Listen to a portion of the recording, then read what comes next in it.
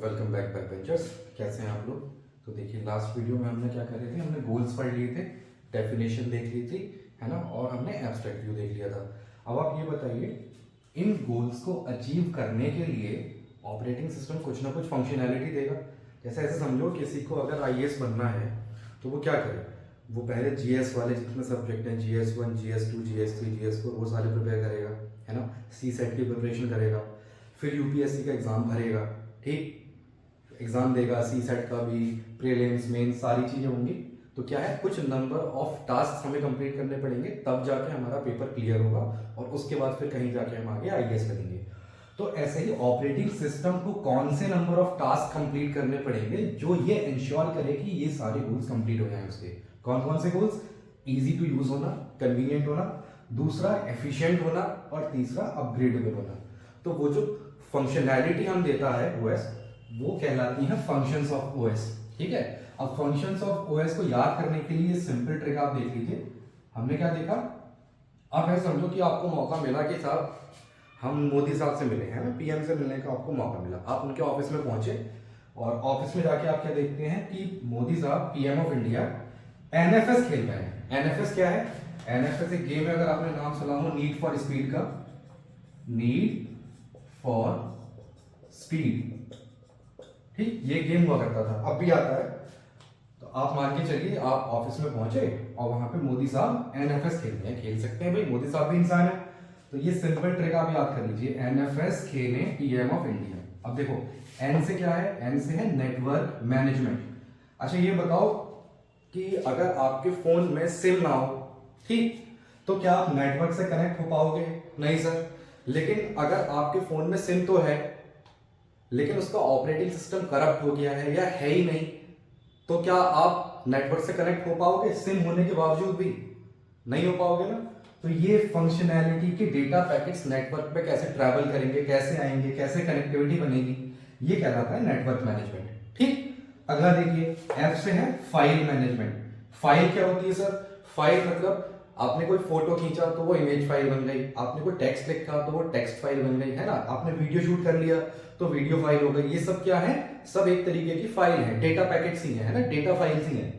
तो file management में हम ये देखते हैं कि कैसे कोई फाइल क्रिएट होती है, कैसे डिलीट होती है, कैसे अपेंड होती है, या जो भी उसमें मैनिपुलेशन आप करना चाहो। लेकिन कहां पे करेंगे हम? ये सेकेंडरी स्टोरेज से रिलेटेड होगा, ठीक। यहाँ पे हम रैम की बात नहीं करेंगे, जो भी आप स्टोर कर रहे हो वो रैम में थोड़ी स्टोर होता है, वो तो इंटरनल स्टोरेज में स्टोर होता है ना। आपने फोटो खींचा, कहाँ गया? इंटरनल स्टोरेज में, है कि नहीं।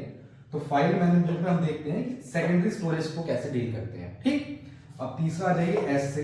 एस से है सिक्योरिटी एंड प्रोटेक्शन। अच्छा ये बताओ कि आपने टेक्निकल गुरुजी का फोन देखा होगा, है ना, वो 64-65 लाख का आईफोन है, पूरा सोने का, उस पर कवर है, हीरे मोती जड़े हुए हैं। अब मान लो ऐसा फोन मैं भी ले आया या आप ले आए, अब ऐसे फोन की प्रोटेक्शन के लिए आप क्या करोगे सर? आप तमंचा खरीदोगे या आप 4 बॉडीगार्ड रख लोगे? बताओ सोच के, है ना।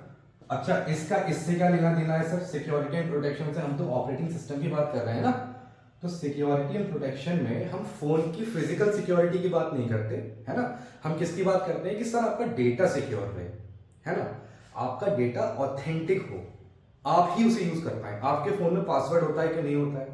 आपके लैपटॉप में, पीसी में आप पासवर्ड रखते हो कि नहीं रखते हो? क्यों रखते हो सर? जिससे कोई और आदमी आके आपका डेटा यूज ना कर सके, आपकी इजाजत के बगैर वो ना देख सके, है ना।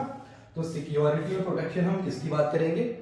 हम डेटा की प्रोटेक्शन की बात करेंगे, है ना, कि इसका ऑथोराइज्ड यूज ही हो पाए, ठीक। अच्छा अगला ये पी से है सर प्रोसेस मैनेजमेंट। अब सबसे पहले तो आप ये बताइए प्रोसेस क्या होता है? अगर किसी को पता है तो कमेंट करके बताएं। देखो, आपने इंस्टाग्राम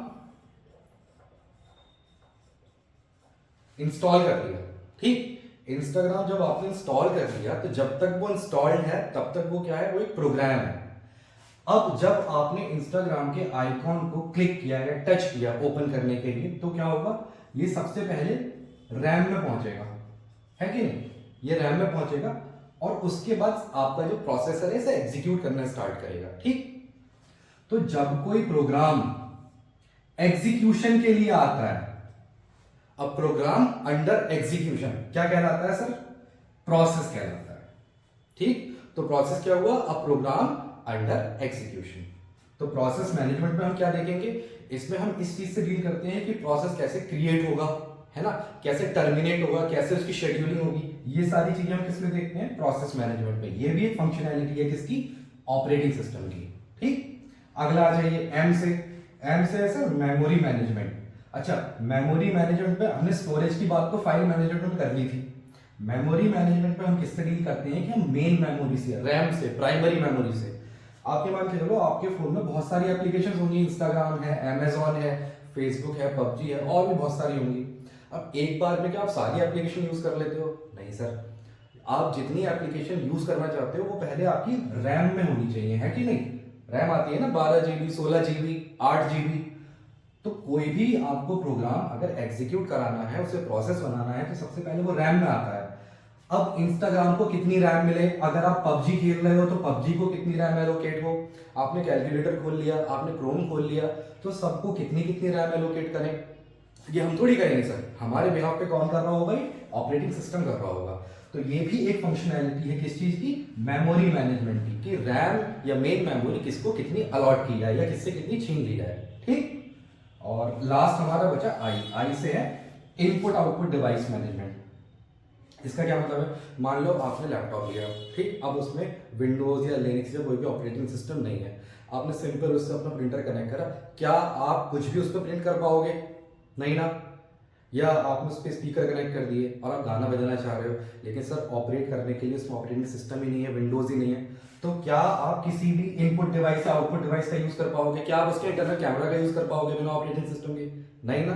तो ये वाली फंक्शनैलिटी भी कौन देता है सर, ये भी ऑपरेटिंग सिस्टम देता है। तो ये सारी चीजें याद करने के लिए आपको रटना नहीं है, आप सिर्फ ये सेंटेंस याद करें, है ना, नीड फॉर स्पीड खेलें पीएम ऑफ इंडिया। ठीक, चलो ओके गाइस, थैंक यू।